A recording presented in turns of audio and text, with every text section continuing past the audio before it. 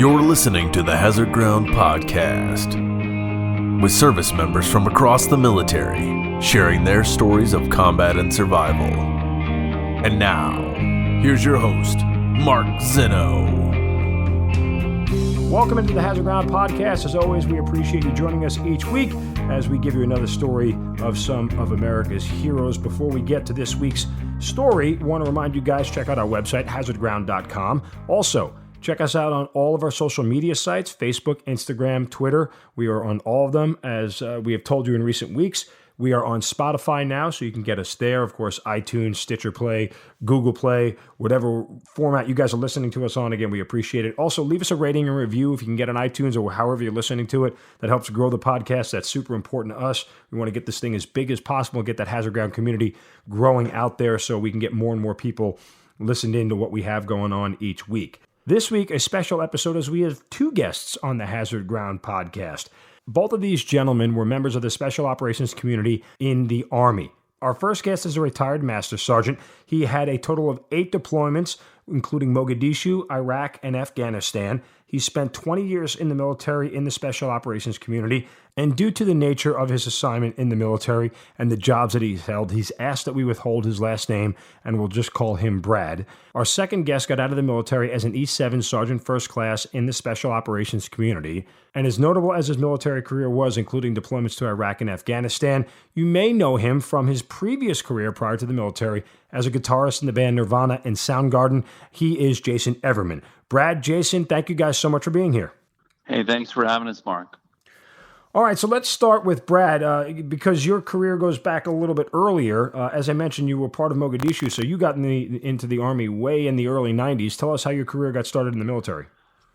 Yeah, so kind of an interesting story, but I had a friend who joined the Air Force kind of out of the blue, and we didn't see him for about a year, and he came back, and he was telling us how cool the Air Force was.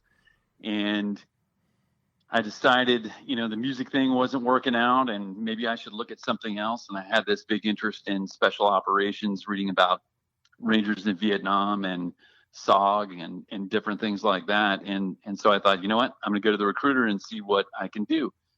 So I walked in and saw the Air Force recruiter because he was the same guy that had enlisted my friend. And the Army guy kind of pulled me aside when I was leaving for the day. And he said, "Hey, what do you want to do?" And I said, "I want to be in Delta Force." And he says, "Whoa, you can't do that. You got to do something first, like be in Special Forces." And I said, "Okay, well, I'll do that." And he said, "Well, you can't do that either. You got to be in something before that, like the Rangers." And I said, "Okay, well, I'll do that." And he said, "Well, I can get you a contract for that." So that's kind of what got the process started, and ultimately ended up with a Ranger contract. So that was my enlistment story. At the time, though, this was 1990, and the military had these huge drawbacks and drawdowns. So, it was, don't tell them that you've used illicit drugs. If you got any driving, alcohol-related driving offense, they won't take you. And they literally had me waiver my milk allergy as a little kid. They were not going to take me because I was allergic to milk when I was a little kid. That's crazy, because anyway, nowadays they'll take anybody. If you got a heartbeat. Yeah, exactly. You can put a sentence together, you're good. Yeah. So, but let me ask you, as far as the idea of going to Delta, which, we've had a couple of guys who have been in that organization on the podcast. That's an extremely lofty goal, and it's one that's not often talked about. It's never on the commercials. So clearly, again, you talked about researching it. What led you to look for that? Well, I was a complete military idiot in terms of nobody in my family served. I had no real understanding of what it was going to be like. But kind of like everything that I do, I put my everything into being the best that I can be. So if I'm a fry cook, I'm going to be the best fry cook that, McDonald's has ever hired. If I am playing music, I'm going to do the best that I can with that. And that's always kind of been my thing. So I set my sights as high as I could possibly set them and, work towards that goal over a long period of time. So you get into the military on a Ranger contract. When is this, and how long does it take for you before you get through Special Forces assessment and selection, and then eventually move on to Delta? So I never was in Special Forces. I did go to the Q course and change my MOS from 11 series to 18 series. Okay. But the basic answer to your question is I had a Ranger contract. I signed up in May of 90. And over the summer, I couldn't enter the military until November of 90 because they had this delayed enlistment. And over the summer was when Desert Shield kicked off. Right. And they literally opened the floodgates and let everybody in. So I came in 90 in November. And when I got into basic training, just finished graduated in basic training and was about to start AIT, and the commander for the basic training group, whatever it was, a battalion or a regiment, I don't know, whatever size it was, got everybody out on the parade field one afternoon and said, "You're all going to be changed to mechanized. Everybody is going to be heading over to Saudi, riding in the back of a Bradley." And I thought, holy fuck, this isn't what I signed up to be. How do I get out of this? Because that's not what I want to do. And it took about a day or so for our drill sergeants and everybody to come back through and say, hey, he's misspeaking. Anybody that has a Ranger contract is going to continue to airborne school and then, Ranger indoctrination program. And then, from there, it's all on you.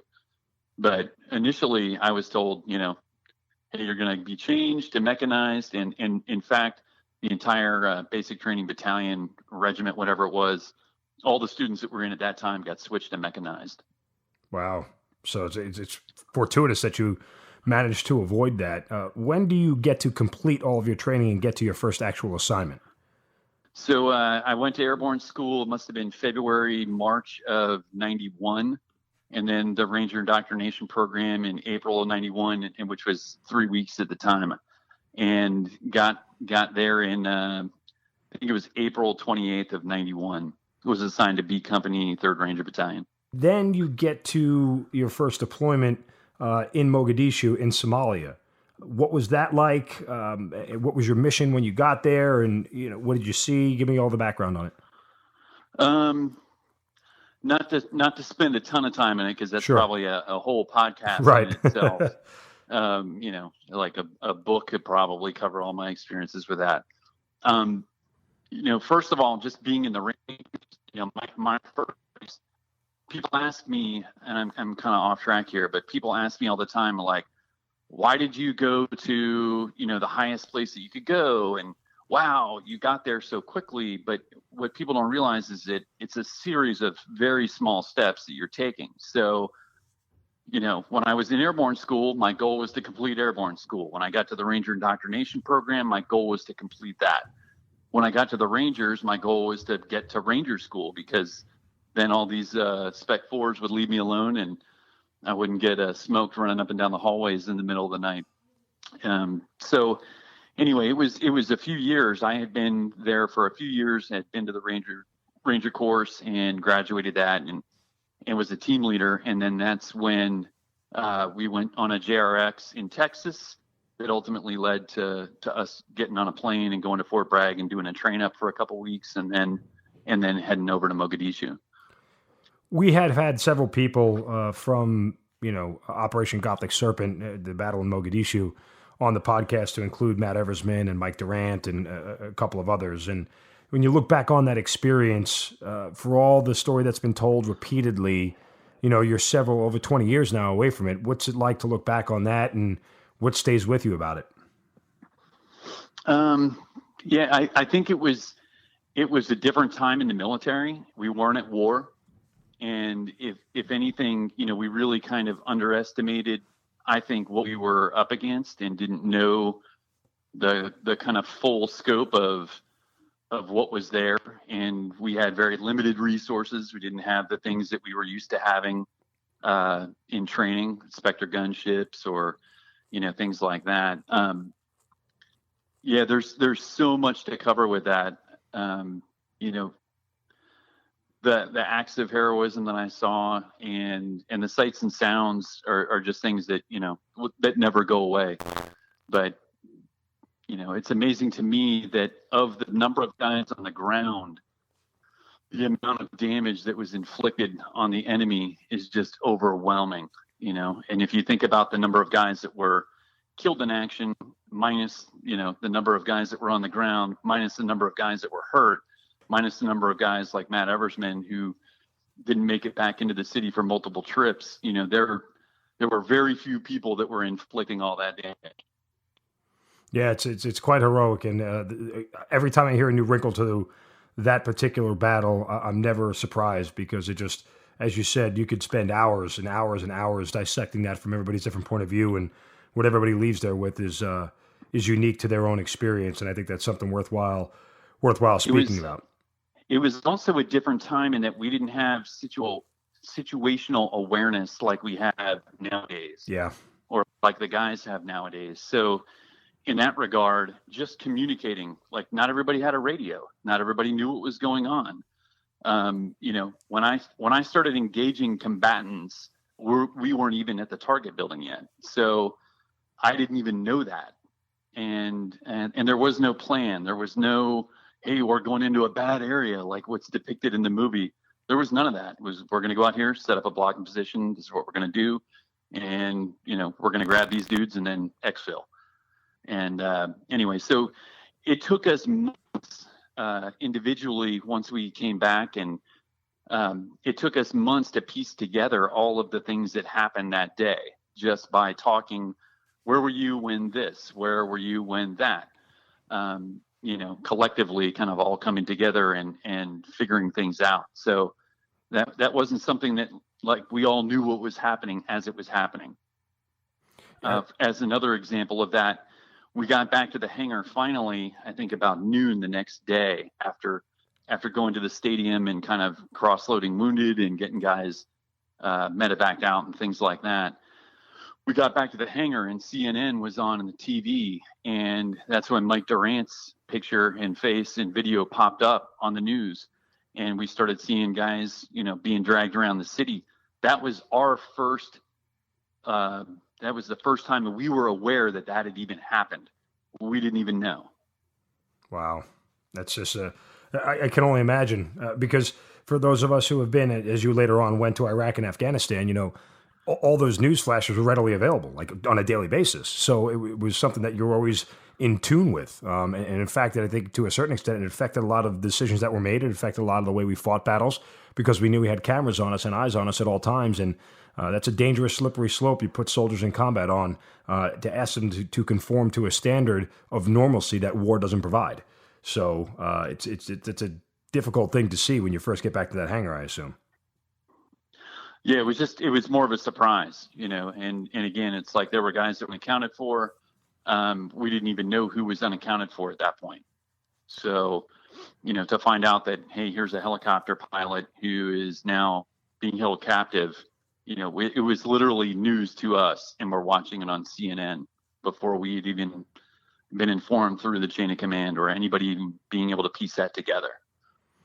Crazy, crazy stuff. All right, let me put you on pause here, Brad. I do want to switch over to Jason and begin to get his story, and then kind of we'll reconvene in the Wars on Terror where you both served here. But if the name Jason Everman rings a bell to anybody listening out there, he was the former bassist for Nirvana and also a member of Soundgarden as well as other bands. And, we always ask people how they get started in the military, Jason, but I kind of got to ask a question before that. How did you get in the band and how did you get in Nirvana? The band thing was just something I did since I was a teenager, playing in punk bands, and it progressed to more and more successful bands without any plan. Like making a living playing rock and roll was kind of a foreign concept, so it wasn't planned at all. It just kind of happened.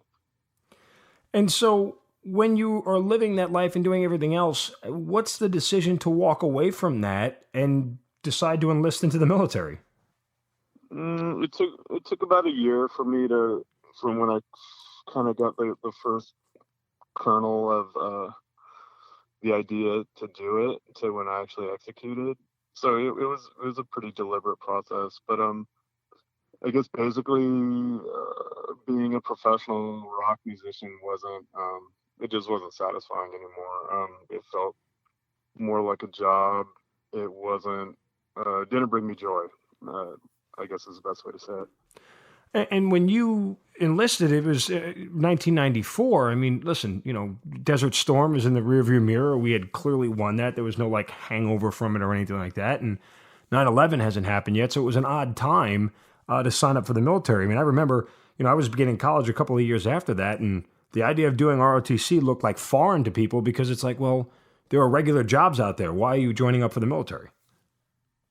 Yeah, I mean, it wasn't the idea of getting a new vocation. It was definitely in the line of like a personal challenge and personal development. I mean, Somalia wasn't that far back. In fact, most of my RIP cadre were Somalia vets, and it was a pretty fresh experience for them all. But yeah, if you were to ask me September 10th, 2001, that I'd be going to war, I probably would have laughed. Sure. Yeah, it makes sense. Did you know that you wanted to be a Ranger, or was that something that just you stumbled upon? How did that come about? I guess similar to Brad. So during this kind of decision process of like leaving music and going into the military, I read every at least somewhat contemporary war book I could get my hands on, and they're basically all Vietnam books. Because a lot of the Vietnam guys at that point had started to write books. So the special operations definitely intrigued me. SF, SEALs, Rangers, all that. So all these books I was consuming were Vietnam era, soft guys. But still, the missions were sexy. It's high adventure, whatever. Going through the enlistment process, the only recruiters who could kind of guarantee me a shot at a special operations unit was the Army with a Ranger contract similar to Brad. One more question about you signing up. You were, I think, 27 at the time when you were enlisted. Did you think that I was 25. 25? Okay, I was going to say, did you feel like you were too old? No, especially in retrospect. 25, I was still a kid in a lot of ways. Yeah. When I got to a battalion, I mean, there was dudes in my platoon who were, peers age-wise, so right. It wasn't that freakish. When you got into the military, everyone's got a story of a past life and how they ended up there, and everybody's is different. Did anybody recognize you from your previous career? I definitely kept it under wraps, but sure. I mean, people found out. Yeah. I mean, was that sometimes that could be a source of stress for people? Like they want to take it out on you for living I guess what they would deem a special life or a different life. I mean, was that any sort of issue for you that people found out? I mean, I don't think anyone approached the idea with malice. It was definitely a novelty, and I think especially before I went to Ranger school, it was fun to fuck with the guy, who used to be in the rock bands. Right. So, that was probably a thing. Was there anything from your time in the bands, Nirvana, Soundgarden, whatever, that an experience that you draw off of when going through Ranger indoctrination program, Ranger school, whatever it may be? I mean, it's not exact. I asked that only because some people's previous career helps them in the military. So I don't know if it did for you. No, probably not at all. But before I was a professional musician, I was a commercial fisherman in Alaska, and that was challenging. So that maybe gave me some of the, wherewithal to get through, RIP or SFAS or whatever. So where are you on 9/11? Where are you stationed? What are you doing? What do you recall about that day? I was in at Fort Bragg in the Q course, first day of language school. Oh, wow. And I had just flown back from New York City the day before. And I was actually at the World Trade Center at the bar on top of the world. Oh, that's creepy. Yeah. And so what was it like watching it on TV? Or you didn't see it on TV because you guys were in class? No, it's like I was at the SOAS, Bragg, before class started, which I can't remember now, 09 or whatever. Kind of in the lobby or like the student, what do you call it, like the student union area or whatever. And there's CNN's on, and everyone's watching it on CNN. And right then I knew things were going to change. Yeah, and everybody I've talked to on the podcast who is, in school or already in a Ranger unit, that happened, and it's almost, I don't want to say excitement, but everybody knows, hey, this is what we signed up for, right? This is our call up to the big leagues. And so you knew that at that point in time, you have to finish the Q course, though, and everything to get to that point. So when does that happen? So it was like 6 months of language school, and then, God, how do they do it now? I guess you did SEER after language school. I can't remember the series, but yeah. So language school, then SEER.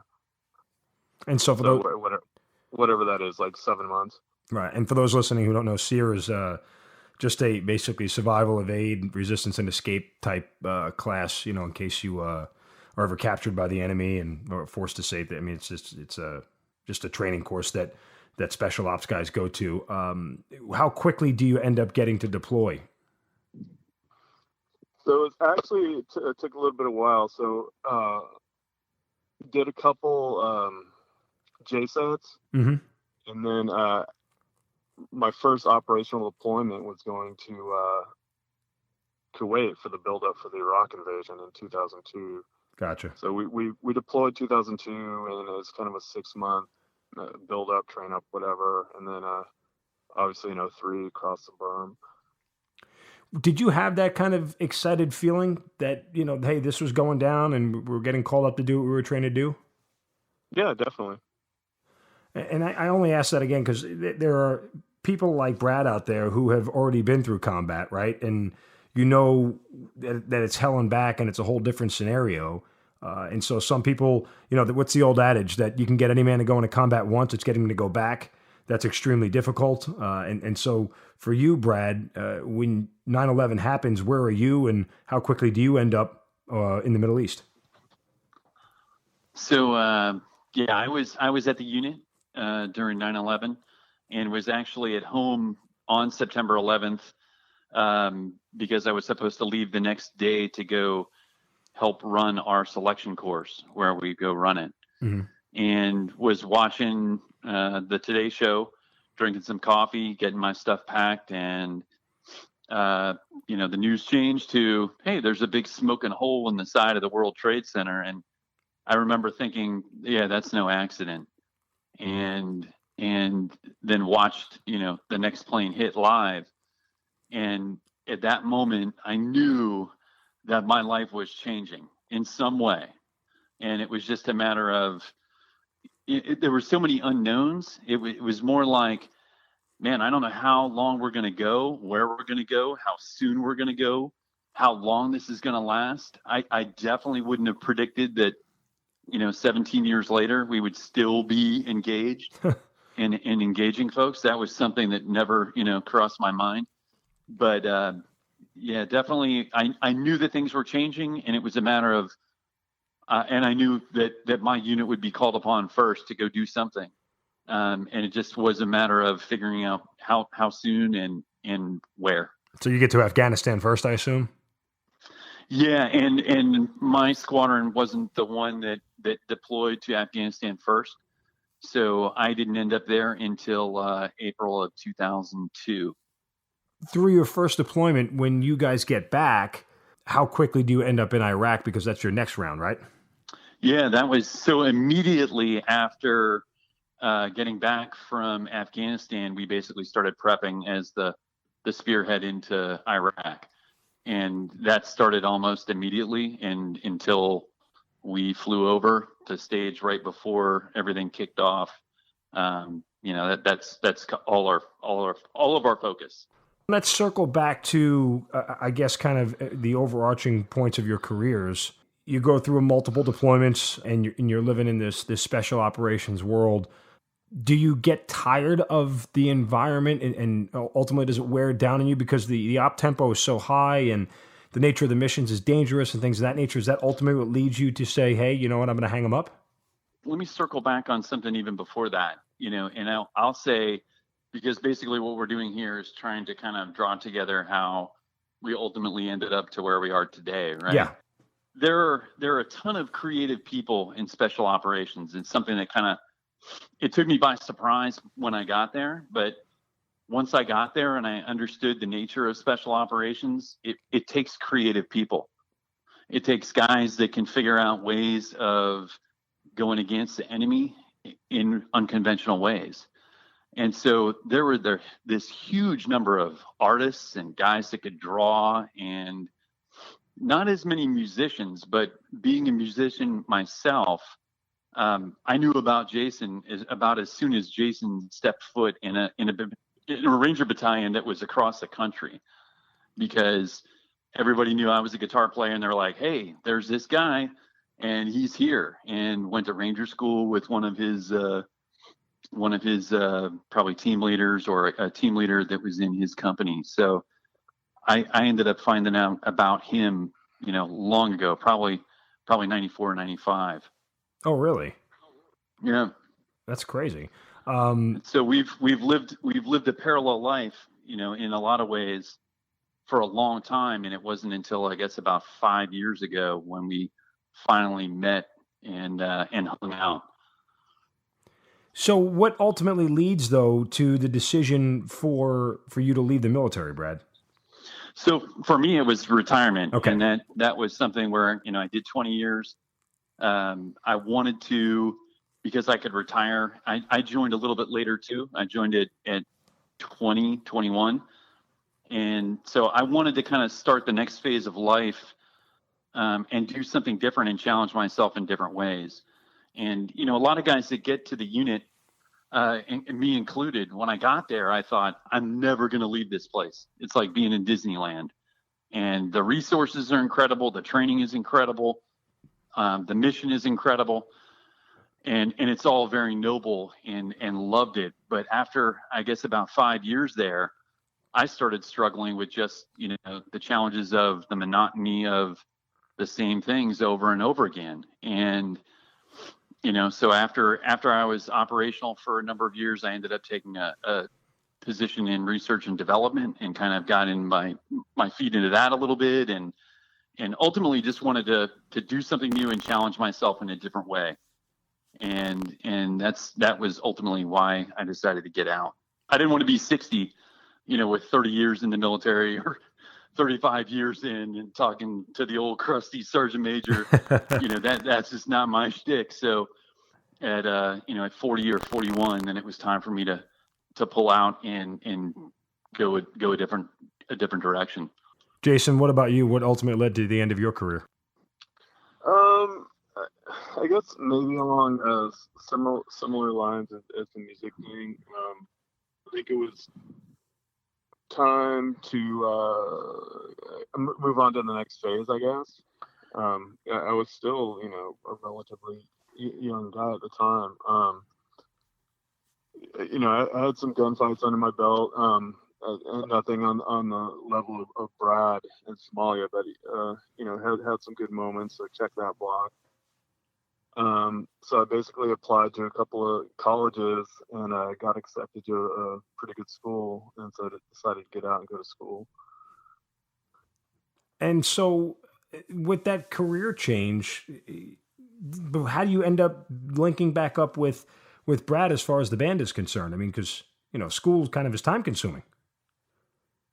I finished my undergrad, I think, probably pretty close to the same time I met Brad. Maybe a year off. I can't even remember for sure. And so I was doing other stuff. It just worked out. And we're both in New York, which helped. Sure. By the way, Jason, I read that General McChrystal wrote your letter of recommendation for your application for college. Correct. Did you ask him that personally? That's a pretty cool, pretty good guy to know. Yeah, and I wouldn't say we're buddies, but I served under him as both my battalion commander and regimental commander, and saw him in the jock at Bagram, and asked him if he'd write me a letter of recommendation. He said, "Yep." That's pretty awesome. That's pretty good stuff. So he was a really solid guy. So I ran across him when he was the regimental commander. Okay. And I was in the reconnaissance detachment in the Rangers. And when I left the regiment, of course, I had served about 8 years in the Ranger Regiment, 4 in B Company, 3rd Ranger Battalion, and then just about 4 years in the reconnaissance detachment. And wrote him a nice email, thanking him for allowing me to serve in the Rangers and how much I love the community and what it meant to me. And he sent me a huge long reply that was definitely not something that he cut and paste or copied and paste from something else. And just what a thoughtful, meaningful email that was to me. I wish I had printed it, but it was on the secret computer. I'm not sure which one of you guys want to handle this question, but how does Silence and Light, the band that you're both currently in, become born? Well, I'll start that. For the last number of years, my wife and I, we go out on every Friday night. It's kind of like date night, and we'll have some cocktails, and then we'll go get dinner, and it's all super local to where we live. And for the better part of, I guess, 3 years, I've been searching for a way, that I can contribute and give back to the community that I came from. And it's almost like I would describe to her, like, I feel like I'm a ship out on the ocean. It's dark, and I'm just looking for the light. Just show me where to go. Show me what to do. I want to continue to give back to the community.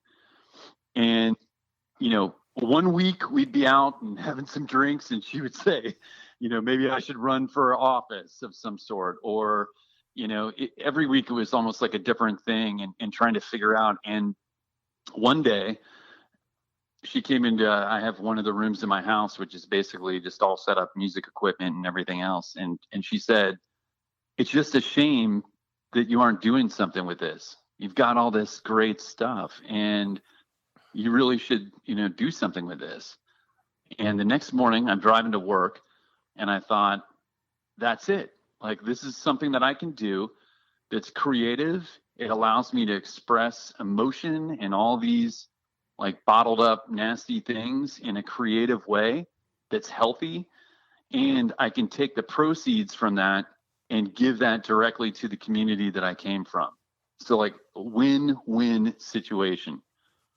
No, it's perfect. I mean, it makes perfect sense, obviously. And, in the same vein, I guess it's kind of still why we have this podcast, is just to try to give back and communicate and, tell the stories that people haven't heard. So how does Jason come into the fold here? So within literally, what makes the timing on this even better was, I think within a week he was visiting, and we were going to see a concert together. And we were having some cocktails before the show, and I brought the whole venture up to him and said, I totally respect if you want to stay away from this. I don't know if it's something that you want to get back into, but I can't think of anybody that I'd rather start this journey with and go down this road than you. And, for a number of reasons, but to be able to create music with a brother, and especially people from similar backgrounds and similar life experiences and combat experiences, just a perfect fit, personally and everything else. And so I mentioned it to him, and it's kind of just grown organically from there, where I started a social media page. And, the next guy was a guy that hit me up, a former MARSOC officer, Tyson, who's our bass player. And he hit me up and said, "Hey, I love what you're doing. I love the message. How can I be involved? I used to play. This is, et cetera, et cetera." And so it's just kind of grown from there. And I think it's just really cool to me kind of organically come together. Sure. Hey, Jason, when he asked you, what was your reaction? And had you even played before? Just did you put the guitar down and not pick it up and that part of your life was over? I mean, how did you feel about it? No, I've always at least done what I call maintenance pretty much the whole time. I think initially, when I walked away from being a professional musician, I didn't play that much, maybe for a couple of years. And maybe still had a little bit of a bad taste in my mouth or whatever. But it came back around to it because I do love I love the medium. Just earlier today I was in my garage and I love plugging into a tube amplifier and getting as loud as my neighbors will allow and playing. It's definitely still has the same effect that it did when I was 15. But as far as like doing it, I guess I'm in a better place now, just because I'm over a lot of the BS that kind of goes along with that world, and I'm kind of came back full circle to when I was a teenager, and I would do it for the pure joy of it, and that's all. Do you think that if you hadn't gone to combat and went through the experiences, that you'd still be bitter about the way things ended when you first go around as a professional musician? No, because I wasn't even that bitter about it. It's just kind of like, time to move on to the next phase, and that's what I did. So you're playing with Brad. He asked you to join this venture that he has going on. I assume you welcomed it with open arms, no hesitation. Yeah, I had no reservations about it. I think, I guess thinking in practical terms was just, okay, we have to sort out logistics, Sure. And what were some of the logistical issues you were dealing with? Time, like that's my biggest commodity. As I'm fully ensconced in middle age now, it's like money's not an issue, time is. And I remember didn't seem like that long ago when that was not the case. In fact, the inverse was the case. But time and then geography, Well, you gave me a little shot of hope. That spatial temporal problem. Right. You gave me a small ray of hope that, eventually money won't be a problem, because I haven't fully hit middle age yet, but I'm approaching that. So now I at least have a small ray of hope that I can live that way. But so where is Silence and Light right now, and kind of what's the goal of it? I know it's obviously helping vets, but I mean, you trying to put out albums, or are you trying to play live shows? What are we doing here? So in a perfect world, this thing would become a fully functioning, real-time band, just like anything else that's out there. There's that side of it, but there's the realistic side of it too, which is right now we're making an album. We're recording in the collaborative portion of that. So basically I'm sending guitar tracks and things like that to these guys to check out. And this weekend we'll be all together in North Carolina to start piecing some of that together and getting it tightened up. All of that's like a pre-production before we go into a real studio in LA in June and July. So yeah, there are logistical issues, but that's something that with nowadays technology and file sharing and, that stuff, we can be further along than what, would have been the case, even 10, 15 years ago. Completely different nowadays. Brad, I didn't ask you, what is your actual role in the band? What instrument do you play? Are you vocals or what? So play guitar and some vocals, and I'm by no means a singer, but there are certain parts that I can pull off and certain parts that I can't. And there's another full-time vocalist that'll be covering 90% of that. But yeah, so playing guitar full-time is my main thing. So let's say, hypothetically speaking, this album gets made, guys, and, how does it benefit the veterans community? I mean, we just taking proceeds of sales or what? So yeah, this will post to iTunes and Spotify and Apple Music and all the places that anybody would normally purchase music. A lot of people don't purchase music nowadays, and as soon as a song is released, it shows up on YouTube and kids listen to it for free without paying for it. One of the goals we're hoping with here is that people will actually make the attempt to pay for it, so that, this 99 cents purchase on a song or $9.99 for an album goes back to the community, to a number of different charities. So each of the band members are representing a different charitable organization. And my portion of the proceeds would go to Warrior's Heart.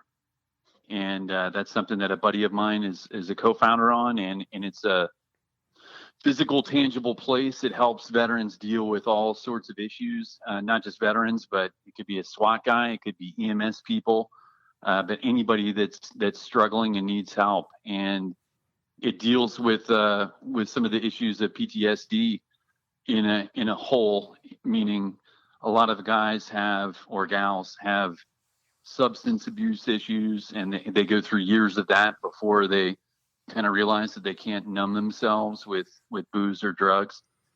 And it kind of starts there and helps get people clean, and then also starts treatment. So it's something that I believe very strongly in. And so that's where the portion of proceeds that we would earn, at least on my behalf, would go. Jason, what about your organization? That's still to be decided right now. But yeah, it's definitely going to be a veterans, some type of veterans advocacy organization.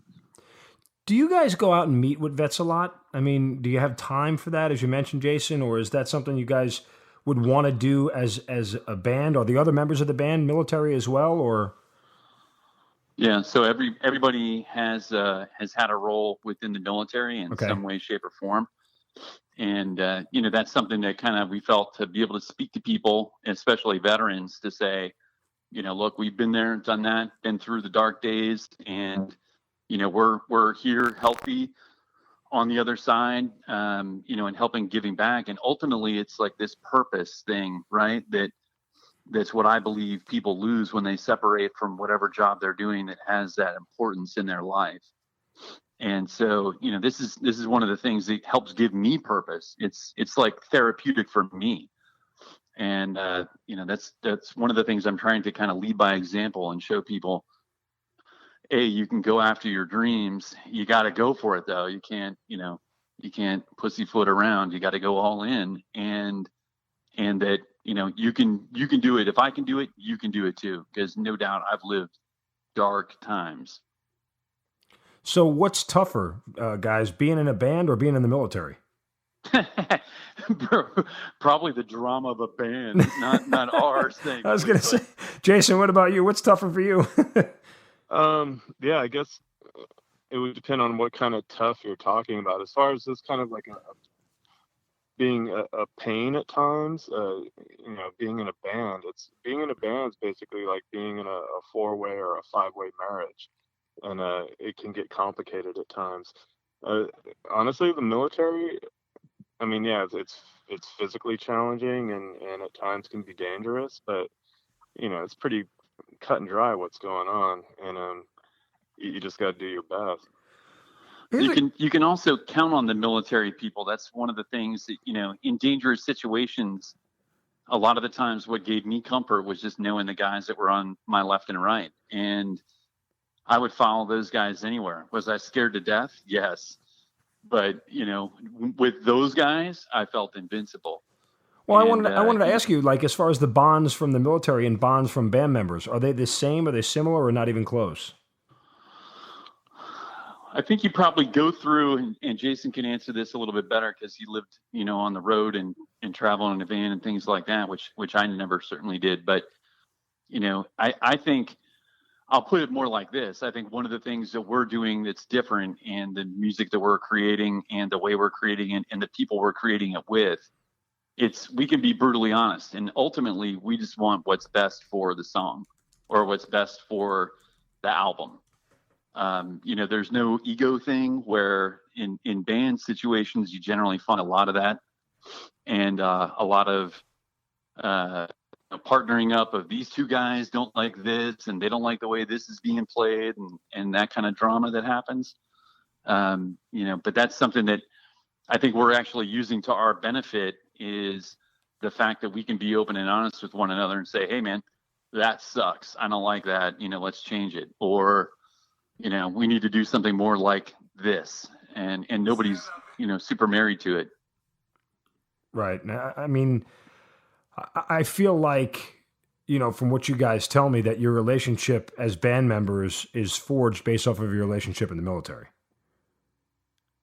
Yeah, I mean, there's a trust that's there, and I know that I can count on these guys to back me up. And like I said, ultimately, it's about creating something and doing something to give back to the community. So, there's nobody I would rather do that with than guys that I know that have experienced similar situations. And I think ultimately too, it'll be something that's reflected in the music. Like, this isn't happy-go-lucky stuff. It's also not, talking about dropping bombs on people and killing and things like that. But, it's meant to talk about the realities of whatever that is. And so where can people find out about the band? I mean, is there a website? Can they, purchase music already made, or where are we with all this?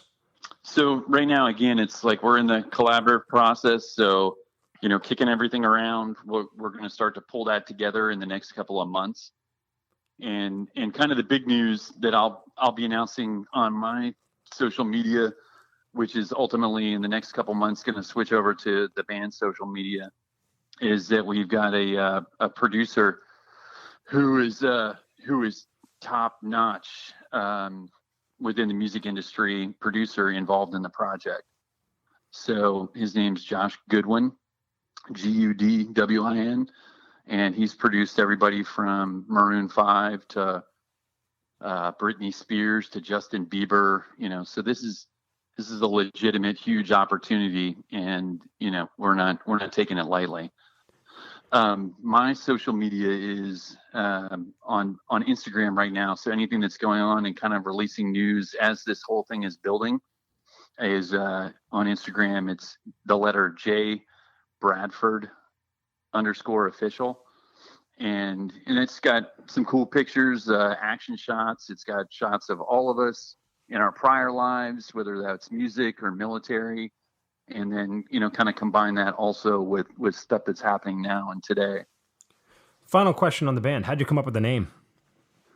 Oh, man. So it started with Tyson and I, the bass player. It started with he and I kicking around this idea of kind of the solace and solitude and loneliness, really, that comes from deploying, and people think that it's all action all the time. It's not.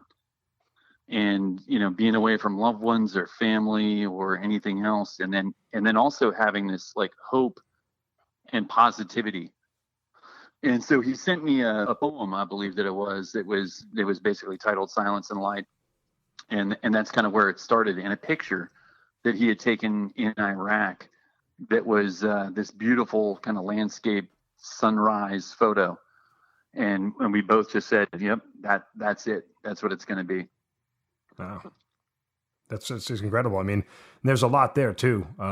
You talk as you were talking about a deployment, I almost liken it to like, in a sense, maybe, a football game, like a play lasts only 2 or 3 seconds, but the game, is 3.5 hours long, and there's a lot more downtime in the game than there is actual action when you think about it. And it all adds up, but that certainly is pretty salient about a deployment. And just a final thought from both of you guys on anything you want to add on your military career or the band or anything else. Ultimately, again, I'll just keep repeating the same thing. This is really, it's not about me. It's not about Jason or any of the other members. It's bigger than that. And it's about giving back and doing something positive and creative, with anything that you have in your life that's causing you stress or anything else. And it sounds silly. I mentioned this on another interview that I did. Somebody's worst day in their life might be that they lose one of their pets, and people laugh at that, in terms of, oh, I faced combat, or I faced this, or these deaths, or all of that. But really, anybody that has any type of struggle, I'm hoping that this relates to them, and the style of music that this is something that I think is going to really reflect and kind of, react with younger kids in terms of it's kind of reminiscent of early 90s, rock music. And, my younger son, who's 15, all of his friends, they listen to Nirvana, they listen to Soundgarden, Alice in Chains, all that kind of stuff. That's their classic rock. And anyway, so that's kind of my final points. And I'll say on top of that, to keep running my mouth, ultimately it's about giving back and monetarily and fiscally giving back to the community too, through a number of different charitable organizations. Jason, what about you? I think maybe I'll just go back for a sec to your previous question about that feeling of brotherhood or camaraderie or whatever. When I was a professional rock musician, I thought I had those feelings, like being on the road with a bunch of other dudes and stuff, doing a shitty van tour in Europe or the States or whatever, is not the same type of hardship that formed the bonds with the dudes that I served with in wartime. And I think there's really no substitute for that, I guess, as far as that force. So looking forward, I think playing in a rock band with a bunch of dudes who had the same experience should be interesting.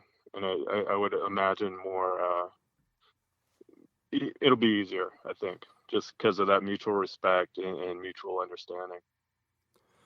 Well, listen, I think both of your stories are incredible. They are so unique. It's nothing like anything we've had on the podcast before. I certainly wish you guys luck with Silence and Light and everything that you have going forward. I want it to be a raging success, obviously, not only for you two, but for the great causes that you guys are putting, your efforts behind. And I just, every time I do a podcast with guys like you who have these incredibly unique stories that no one has ever heard about before, it's just, it reminds me why we all have kind of gotten to where we are with this whole thing. And that's to share what we know and share what we've learned and keep those bonds of brotherhood formed strong and going past our days in uniform. So I certainly thank you guys for spending some time with us. And again, good luck with Silence and Light. I'll be following from afar, and I promise I'll pay for your music as soon as it comes out. You have my word on that. But Brad, Jason, thank you guys so much for being part of the Hazard Ground.